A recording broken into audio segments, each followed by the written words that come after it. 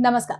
दिन भर की बड़ी खबरों में आपका स्वागत है। मैं हूं आपके साथ आराधना। आज इस बुलेटिन में बात होगी राहुल और प्रियंका के वायनाड दौरे की, संसद में घिरी मोदी सरकार की, देखेंगे आरक्षण पर सुप्रीम कोर्ट के बड़े फैसले को, महाराष्ट्र में मुश्किल में फंसी बीजेपी को, जानेंगे कर्नाटक एनडीए में मचे घमासान को, और बुलेटिन के आखिर में देखेंगे जाने माने कार्टूनिस्ट इरफान की किस खबर पर पड़ी तिरछी नजर। लेकिन दिन भर की तमाम बड़ी खबरों से पहले एक नजर आज की सुर्खियों पर। पेरिस ओलंपिक में भारत को मिला तीसरा मेडल, शूटर स्वप्निल कुसाले ने जीता ब्रॉन्ज, 50 मीटर राइफल में मिली कामयाबी। पूजा खेड़कर को पटियाला हाउस कोर्ट से बड़ा झटका, अग्रिम जमानत की याचिका खारिज, यूपीएससी की शिकायत पर दिल्ली पुलिस की क्राइम ब्रांच ने दर्ज की थी एफआईआर। नीतीश कुमार पर कांग्रेस का आरोप, कहा गठबंधन बदला तो जातीय गणना पर हो गए मौन, उन पर बीजेपी का दबाव। लगातार चौथे दिन हरे निशान पर बंद हुआ बाजार, 126 अंकों की बढ़त के साथ 81,867 पर बंद हुआ सेंसेक्स, वहीं 59 अंकों की बढ़त के साथ 25,010 पर बंद हुआ निफ्टी। ये तो थी सुर्खियां। अब बात आज की सबसे बड़ी खबर की। वायनाड में आई प्राकृतिक आपदा के चलते जबरदस्त नुकसान हुआ है। केंद्र और राज्य सरकार आपदा में हुए नुकसान के लिए एक दूसरे को दोषी ठहरा रहे हैं। तो इस बीच विपक्ष के नेता राहुल गांधी और प्रियंका गांधी वायनाड पहुंचे और पीड़ितों से मुलाकात की। केरल के वायनाड में प्राकृतिक आपदा के चलते हालात बिगड़ते जा रहे हैं। भूस्खलन के बाद यहाँ के 4 गांव पूरी तरह से साफ हो गए, जनजीवन अस्त व्यस्त हो गया है। इस आपदा में अब तक लगभग 276 लोगों की जान जा चुकी है, जबकि सैकड़ों लोग घायल हैं और 240 से ज्यादा लोग लापता बताए जा रहे हैं। रुक रुक कर हो रही बारिश की वजह से रेस्क्यू ऑपरेशन में दिक्कतों का सामना करना पड़ा। अब तक 3000 लोगों को रेस्क्यू किया गया है। इस बीच कांग्रेस सांसद राहुल गांधी और पार्टी की महासचिव प्रियंका गांधी वायनाड पहुंचे। उन्होंने घटनास्थल का निरीक्षण किया और पीड़ितों के परिवारों से मुलाकात की। राहुल गांधी ने कहा कि मैं वायनाड के लोगों के साथ खड़ा हूं और उनकी हर संभव मदद के लिए तैयार हूं। वहीं प्रियंका गांधी ने भी घटना पर दुख जताते हुए पीड़ितों को हर संभव मदद का भरोसा दिया। इसके बाद डॉक्टर मुपेन मेडिकल कॉलेज और मेपटे स्थित 2 राहत शिविरों में राहुल और प्रियंका ने पीड़ितों से मुलाकात की। इस दौरान सांसद केसी वेणुगोपाल भी उनके साथ मौजूद रहे। वायनाड त्रासदी पर राहुल गांधी ने कहा, मुझे नहीं लगता कि ये राजनीतिक मुद्दों पर बात करने का समय है। यहाँ के लोगों को मदद की जरूरत है। अभी समय ये सुनिश्चित करने का है कि सभी सहायता मिले। मुझे अभी राजनीति में कोई दिलचस्प नहीं है, मुझे वायनाड के लोगों में दिलचस्पी है। राहुल और प्रियंका के दौरे से वायनाड के लोगों में उम्मीद जगी कि उन्हें मदद मिलेगी। मौसम विभाग ने गुरुवार को फिर से वायनाड में बारिश का रेड अलर्ट जारी किया है। डिजास्टर मैनेजमेंट टीम ने कुछ जगहों पर लैंडस्लाइड का खतरा जताया है। वायनाड में भारी बारिश के चलते भूस्खलन हुआ, तो दूसरी तरफ दिल्ली में भी जबरदस्त बरसात हुई, जिससे पूरी दिल्ली पानी पानी हो गई। ये पानी संसद भवन में भी घुस गया, जिसे लेकर विपक्ष ने सरकार को घेर लिया। संसद में भी ये मुद्दा उठाया। तो कैसे मुश्किल में दिख रही है बीजेपी सरकार, देखिए ये रिपोर्ट। राजधानी दिल्ली सहित कई राज्यों में पानी आफत बन गया है। बुधवार की शाम दिल्ली में भारी बारिश हुई, जिसके कारण शहर के कई बड़े हिस्से जलमग्न हो गए। यही नहीं, नए संसद भवन परिसर में भी पानी जमा हो गया। साथ ही जोरदार बारिश में नए संसद भवन की छत से पानी टपकने लगा। इस मुद्दे पर सियासत गर्मा गई है। अब इसको लेकर विपक्षी दल केंद्र सरकार को घेर रहे हैं। कांग्रेस सांसद मनिकम टैगोर ने नए संसद की छत से टपकते पानी की वीडियो एक्स पर शेयर करते हुए लिखा, बाहर पेपर लीकेज, संसद में वाटर लीकेज। राष्ट्रपति की ओर से इस्तेमाल की जाने वाली संसद की लॉबी में पानी का लीकेज चौंकाने वाला है। संसद के नए भवन में ऐसा होना मौसम संबंधी समस्याओं को उजागर करता है। ये पूरा घटनाक्रम इसका निर्माण पूरा होने के महज 1 साल बाद ही सामने आया है। इस मुद्दे पर लोकसभा में स्थगन प्रस्ताव का नोटिस दिया है। समाजवादी पार्टी प्रमुख अखिलेश यादव ने कहा, क्यों न फिर से पुरानी संसद चले, कम से कम तब तक के लिए जब तक अरबों रुपयों से बनी संसद में पानी टपकने का कार्यक्रम चल रहा है। तो वहीं आम आदमी पार्टी ने कहा कि 1200 करोड़ रुपए से बनकर तैयार हुई संसद को अब 120 रुपए की बाल्टी का ही सहारा है। आरजेडी ने ट्वीट कर लिखा, 70 साल करने वाले अरबों रुपए खर्च करके भी ऐसी संसद नहीं बना पाए जो 17 मिनट की बारिश झेल जाए। मोदी सरकार पर सवाल खड़े हो रहे हैं। नए संसद की छत टपकने को लेकर सियासी पारा हाई है। इस बार बजट सत्र में मोदी सरकार लगातार मुश्किल में दिखाई दे रही है। सरकार कोई फैसला नहीं कर पा रही है कि कैसे इस मुश्किल से बाहर निकले। लेकिन आज सुप्रीम कोर्ट से जरूर बड़ा फैसला आया है। सीजेआई डीवाई चंद्रचूड़ की अध्यक्षता वाली 7 सदस्यों वाली संवैधानिक पीठ ने आरक्षण को लेकर बड़ा फैसला सुनाया है। तो क्या है कोर्ट का फैसला, देखिए ये रिपोर्ट। आरक्षण के अंदर आरक्षण मामले पर अब सुप्रीम कोर्ट की मुहर लग गई है। सीजेआई डीवाई चंद्रचूड़ की अध्यक्षता वाली सुप्रीम कोर्ट की 7 सदस्यों की संवैधानिक पीठ ने 1 के मुकाबले 6 की बहुमत से फैसला सुनाते हुए कहा कि आरक्षण के अंदर आरक्षण दिया जा सकता है। ये किसी भी तरह से संविधान का उल्लंघन नहीं करता और इसके साथ ही पंजाब और हरियाणा हाईकोर्ट के उस फैसले को सुप्रीम कोर्ट ने पलट दिया जिसमें हाईकोर्ट ने कोटे के अंदर कोटे पर रोक लगा दी थी। सुप्रीम कोर्ट की 7 सदस्यों की संवैधानिक पीठ में से सीजेआई डीवाई चंद्रचूड़ के अलावा justice BR Gavai, justice Vikram Nath, justice Pankaj Mittal, justice Manoj Mishra और जस्टिस सतीश चंद्र शर्मा ने फैसले का समर्थन किया। वहीं जस्टिस बेला M त्रिवेदी ने असहमति जताई है। आरक्षण पर फैसला सुनाते हुए सीजेआई ने कहा कि अनुसूचित जाति में शामिल सभी जातियां एक दूसरे से जुड़ी नहीं है, वो सभी सजातीय नहीं है, इसमें अलग अलग जातियां आती हैं।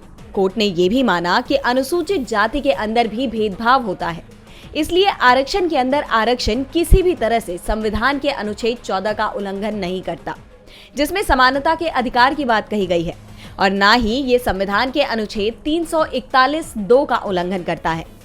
अनुच्छेद 15 और 16 में ऐसा कुछ भी नहीं है जो राज्य को किसी जाति को उपवर्गीकृत करने से रोकता हो। दरअसल 2006 में पंजाब सरकार कानून लेकर आई जिसमें शेड्यूल कास्ट कोटा में वाल्मीकि और मजहबी सिखों को नौकरी में 50% रिजर्वेशन और प्राथमिकता दी गई। 2010 में पंजाब हरियाणा हाईकोर्ट ने इसे असंवैधानिक बताया और कानून खत्म कर दिया। इसके खिलाफ पंजाब सरकार ने सुप्रीम कोर्ट में याचिका लगाई थी और सुप्रीम कोर्ट ने 6 फरवरी 2024 को सुनवाई शुरू की और आज इस पर अपना फैसला सुना दिया है। संवैधानिक पीठ के फैसले से आरक्षण के अंदर आरक्षण का रास्ता साफ हो गया है, जिसका लाभ सबसे कमजोर वर्ग को मिलना तय माना जा रहा है। वैसे आरक्षण के मामले को लेकर इस समय मोदी सरकार सबसे ज्यादा मुश्किल में दिखाई दे रही है, खासतौर पर उन राज्यों में जहां इसी साल विधानसभा चुनाव होने हैं। इस बीच विधानसभा चुनाव को लेकर बीजेपी ने एक सर्वे कराया और अपने ही सर्वे में उसकी बड़ी हार दिखाई दे रही है।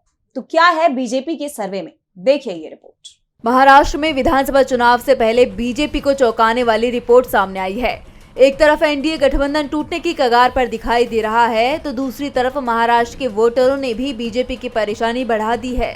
दरअसल बीजेपी ने सीट शेयरिंग से पहले एक इंटरनल सर्वे करवाया था। इस रिपोर्ट में जनता का जो मूड नजर आया उसने बीजेपी की धड़कनें बढ़ा दी हैं।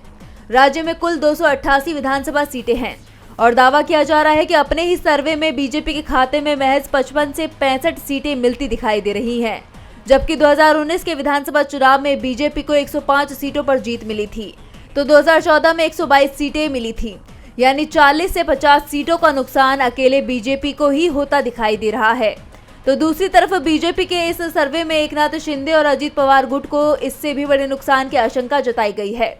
वहीं विपक्ष का महाविकास आघाड़ी लगातार मजबूत होता दिखाई दे रहा है।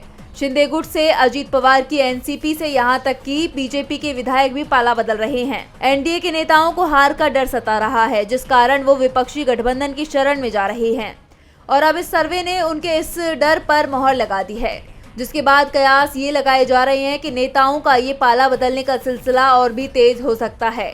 50 दिन के अंदर चुनाव आयोग महाराष्ट्र में विधानसभा चुनावों का ऐलान कर सकता है।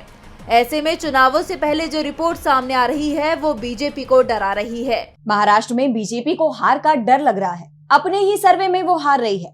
बीजेपी के कमजोर पड़ने का असर उसके गठबंधन पर भी दिखने लगा है।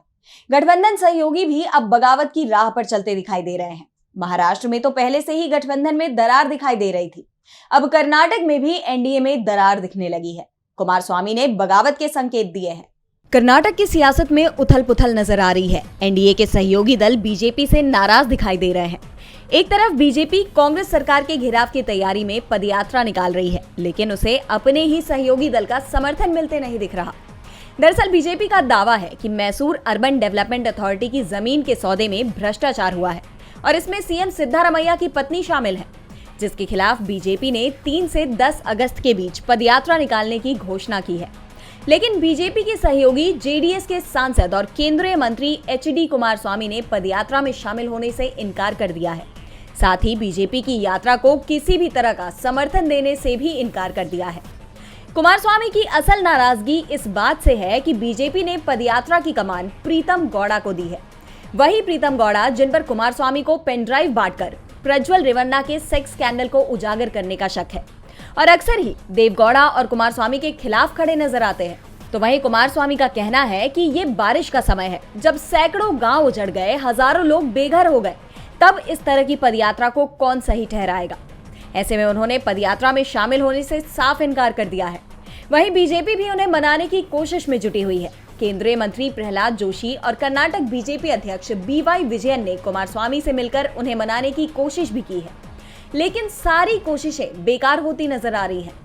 अब ऐसे में सवाल ये भी उठ रहे हैं कि इस नाराजगी का एनडीए पर क्या असर पड़ेगा। क्या कर्नाटक में भी एनडीए बिखर जाएगा? कर्नाटक में अगर जेडीएस अलग हुआ तो बीजेपी के लिए मुश्किलें बढ़ जाएंगी, क्योंकि बिना जेडीएस के बीजेपी राज्य में कांग्रेस का सामना करने की स्थिति में नहीं दिख रही है। बीजेपी मुश्किल में है तो दूसरी तरफ अमेरिका चुनाव में डोनाल्ड ट्रंप भी मुश्किल में दिखाई दे रहे हैं। उनके बयान ही उन पर भारी पड़ते दिख रहे हैं। अब ट्रंप ने कमला हैरिस, जो डेमोक्रेट उम्मीदवार हैं, उन्हें लेकर ऐसा बयान दे दिया है जिससे विवाद खड़ा हो गया है। तो क्या कहा ट्रंप ने ऐसा? देखिए ये रिपोर्ट। अमेरिका में सियासी पारा हाई है। 5 नवंबर को अमेरिका में राष्ट्रपति पद के लिए चुनाव होना है। मुकाबला रिपब्लिकन पार्टी के उम्मीदवार डोनाल्ड ट्रंप और डेमोक्रेटिक पार्टी की कमला हैरिस के बीच है। और जिस तरह से ट्रंप बयान दे रहे हैं वो उन पर ही भारी पड़ते दिखाई दे रहे हैं।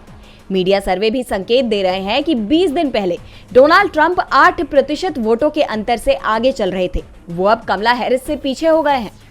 और अब ट्रंप ने एक ऐसा बयान दिया है जो उन पर फिर भारी पड़ता दिखाई दे रहा है। ट्रंप ने कमला हैरिस की नस्लीय पहचान पर सवाल उठा दिए हैं। शिकागो में national association of black journalist सम्मेलन में ट्रंप ने कहा कि कमला हैरिस हमेशा से भारतीय मूल की थी और वो केवल भारतीय विरासत को बढ़ावा दे रही थी। मुझे कई साल पहले तक पता नहीं था कि वो अश्वेत है, लेकिन बाद में वो अश्वेत बन गई और अब वो अश्वेत के रूप में पहचानी जाना चाहती हैं। अपनी इस टिप्पणी पर ट्रंप घिरते हुए नजर आ रहे हैं। उनके बयान की आलोचना करते हुए कमला हैरिस ने कहा कि अमेरिकी लोग एक बेहतर नेता के हकदार हैं, लेकिन देश में कुछ ऐसे लोग हैं जो हमें पीछे ले जाने की कोशिश कर रहे हैं। उन्होंने कहा कि हम पीछे नहीं जा रहे हैं। हैरिस ने कहा कि अमेरिकी लोग एक ऐसे नेता के हकदार हैं जो सच बोलता हो, जो तथ्यों का सामना करने पर शत्रुता और क्रोध के साथ प्रतिक्रिया नहीं देता हो। हम एक ऐसे नेता के लायक है जो समझता है कि मतभेद हमें विभाजित नहीं करते, वे हमारी ताकत के एक आवश्यक स्रोत हैं। हैरिस के बयान के बाद चुनाव से पहले ट्रंप की मुश्किलें बढ़ती हुई नजर आ रही हैं। ट्रंप का बयान उनकी मुश्किलें बढ़ा रहा है, तो यहाँ मोदी सरकार की परेशानी उसकी निष्क्रियता ने बढ़ा रखी है। दरअसल मणिपुर में हिंसा चलते हुए 1 साल से ज्यादा का वक्त हो चुका है, लेकिन पीएम मोदी मणिपुर नहीं गए। इस बीच मणिपुर में विधानसभा का सत्र बुलाया गया, तो इसमें बीजेपी के विधायक ही शामिल नहीं हुए, जबकि राज्य में सरकार बीजेपी की ही है। मणिपुर एक बार फिर सुर्खियों में है। इस बार राज्य की हिंसा को लेकर नहीं, बल्कि विधानसभा सत्र के कारण। बुधवार से मणिपुर में विधानसभा का सत्र शुरू हुआ, लेकिन चर्चाएं तब शुरू हुई जब सत्र से 10 कुकी विधायक गायब रहे, जिसमें सबसे ज्यादा 7 विधायक बीजेपी के थे। सत्र के दौरान मुख्यमंत्री एन बीरेन ने 2024-25 के लिए बजट पेश किया, लेकिन चर्चा बीजेपी विधायकों की गैर मौजूदगी को लेकर रही। दरअसल पिछले 1 साल से भी ज्यादा समय से मणिपुर अशांत है। प्रदेश के 2 समुदाय कुकी और मैतेई के बीच की हिंसा की खबरें सामने आती रही हैं, लेकिन अब तक राज्य सरकार शांति नहीं बना पाई और ऐसे हालात में ये विधानसभा का तीसरा सत्र है। इससे पहले भी 2 मौकों पर कुकी समुदाय के 10 आदिवासी विधायकों ने विधानसभा सत्र का बहिष्कार किया था। उन्होंने तब भी इम्फाल में असुरक्षा का आरोप लगाते हुए मणिपुर में आदिवासियों के लिए एक अलग प्रशासन या केंद्र शासित प्रदेश की मांग की थी। इस बार तो मुख्यमंत्री ने खुद इन विधायकों से आने का आग्रह किया था, लेकिन तब भी वो सत्र में कहीं भी नजर नहीं आए। और इससे भी ज्यादा चौंकाने वाली बात तो ये है कि इन 10 विधायकों में 7 विधायक सत्ताधारी पार्टी बीजेपी के हैं। इस बार भी विधानसभा सत्र में नहीं जाने को लेकर चुराचांदपुर से बीजेपी विधायक ने कहा कि जब मेरे लोग इम्फाल में कदम नहीं रख सकते तो मैं राज्य की राजधानी में आयोजित विधानसभा में कैसे शामिल हो सकता हूं। जिसके बाद बीजेपी विधायकों की अपनी ही सरकार से नाराजगी साफ जाहिर हो गई है। और बुलेटिन के आखिर में देखेंगे जाने माने कार्टूनिस्ट इरफान की किस खबर पर पड़ी तिरछी नजर।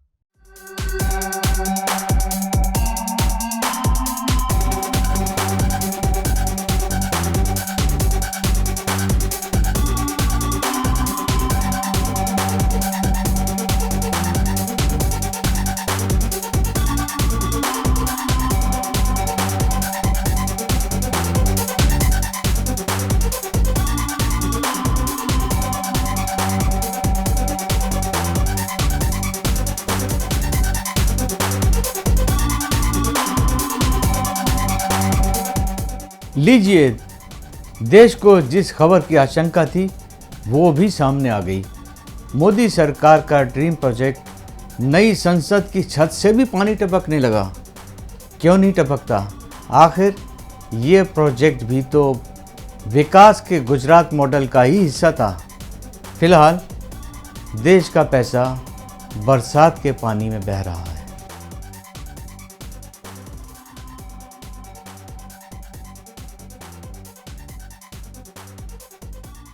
बहुत बहुत शुक्रिया इरफान जी। तो आज इस बुलेटिन में इतना ही। आप देखते रहिए डीवी लाइव। नमस्कार।